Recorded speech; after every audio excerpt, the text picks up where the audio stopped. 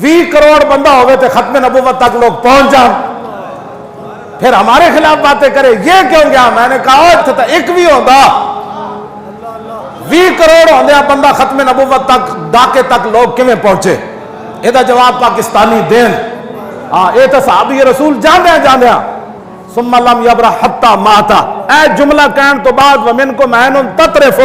ایک اکھ بھی جھپک دی ہوئی، ایک بندہ بھی زندہ ہویا تو حضور نو کوئی تکلیف پہنچ گئی تو رب نو اس ایک بندے نو بھی معاف نہیں کرے گا۔ ثم لم یبرح حتی ماتا، کہنے بس اے جملہ ہونا کیا تھے نور نکل گئی ہونا، جاندے آخری یہ وے منکم عین تطرف، ایک بندہ بھی زندہ ہویا تو حضور نو دکھ ہو گیا تو معافی کوئی نہیں، اتنی دیر کہنے فوت ہو گیا۔ ثم جا بھی پھر حضور کو آئے تھے دسیا جی سعد بن ربیعہ گلہ کر دے جا رہے اس کی دنیا، ہمیں کہتے ہیں کہ تم کیوں بات کرتے ہو؟ مولوی خادم تو 20 قسم کے کھانے کھاتا ہے، اتنے کپڑے پہنے ہوئے، پگڑیاں باندھی ہوئی ہیں، تو وہاں 99 زخم لگے ہوں تو پھر بھی بات ناموس رسالت کی کرتے ہوئے جا رہے ہیں، بات ناموس رسالت کی ہے، اور نہیں کہا کہ میری 2 بیٹیاں رہ گئی جا کے حضور کو عرض کرنا حضور میری بیٹیاں دا کی بنے گا، حضور میرے خاندان دا کی بنے گا، میری بیٹیاں دا کون والی وارث ہوئے گا؟ تو انہوں نے پتہ سی جنہاں واسطے میں جا رہا ہوں۔ بعد سیدنا صدیق اکبر حضرت عمر گیا نا صدیق اکبر دے گھر دے نکی جی بچی، کدی حضرت صدیق اکبر اپنے سینے تے بٹھایا، کدی ہونٹ چمن، کدی پیشانی چمن، حضرت عمر کہنے لگے کون ہے؟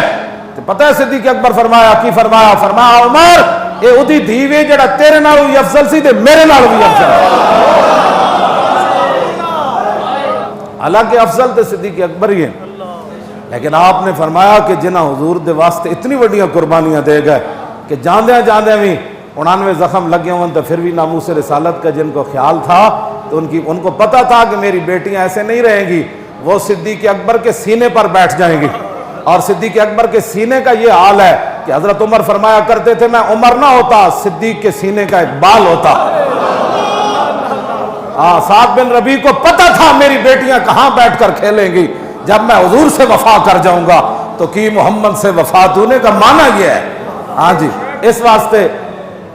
اب جیسے آپ لوگ کر رہے ہیں نا ہر گلی محلے میں تاجدار ختم نبوت کا نعرہ، لبیک کا نعرہ، تو میں یہی کہتا تھا کسی کو مرد آباد بھی نہیں کہنا، آپ کا یہ نعرہ بڑی دور تک کام کر رہا ہے، اور انشاءاللہ یہ نعرہ جب آپ لگاتے چلے جائیں گے تو پھر مدد ادھر سے بھی آ جائے گی۔ ہاں جی، مدد ادھر سے بھی آ رہی ہے۔ ہاں، یہ ہم نے کچھ بھی نہیں کیا، کسی نے بھی کچھ نہیں کیا، یہ تو محض کرم ہے اللہ اور اس کے رسول کا کہ تاریخ لبیک یا رسول اللہ دن بدن آگے بڑھ رہی ہے۔ جہاں ان کا سوچ پہنچتی ہے نا دوسرے دن ان کی کروڑوں سوچیں پیچھے رہ جاتی ہیں، تاریخ آگے نکل جاتی ہے۔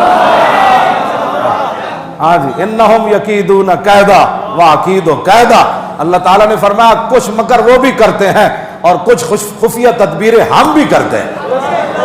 وہ سارے مل کر توجہ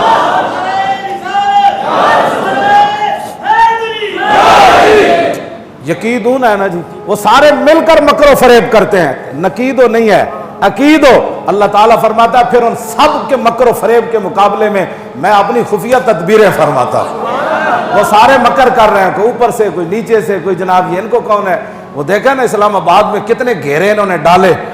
کتنا پھنسانے کی انہوں نے کوشش کی، لیکن وہ عقید و قیدہ۔ اللہ تعالیٰ فرماتا ہے خفیہ تدبیریں میں بھی کرتا ہوں، انشاءاللہ آئندہ بھی رب العالمین اپنے فضل و کرم سے، لیکن اس کے لیے شرط یہی ہے کہ آپ بھی اپنی نیت خالص رکھیں اور میں بھی۔ اسلام سوچا تو ود کے دیندہ، عزت بھی دیندہ،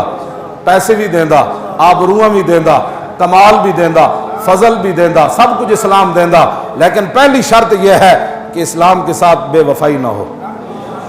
2 نمبری نہ ہو۔ نمبر 1 اپنا اپنے حساب نال ہوئے نا جی، صدیق اکبر دا اپنا کام تے واشی بن عرب دا اپنا کام، جنہیں ایک باری حضور نو ویکھیا، یہ تو نہیں انہوں دا اپنا کام ہے، لیکن صدیق دا اپنا کام ہے۔ ہر بندہ اپنی حیثیت کے مطابق تاریخ نال مخلص ہو کے تے 2 نمبری نہ کرے، جتھے بھی کھڑیا جس جگہ بیٹھیا کان بند کر کے کہے بتاؤ حضور کا دین تخت پر کیسے آئے گا، تو کیا کر سکتا ہے اس دین کے لیے، تیری خدمات کیا ہے اس دین کے لیے، انشاءاللہ حضور کا دین آنا ہے۔ اور کیوں جی، اللہم آمن قید القائدین، اے میں نویں دعا منگی یا اللہ جتنے بھی پاکستان کے قائدین بنے پھرتے ہیں یا اللہ ان کے مکر و فریب سے پاکستانیوں کو امن عطا فرما. اللہ تعالی ہم سب کو حضور کی غلامی عطا فرما. تاجدار ختم نبوت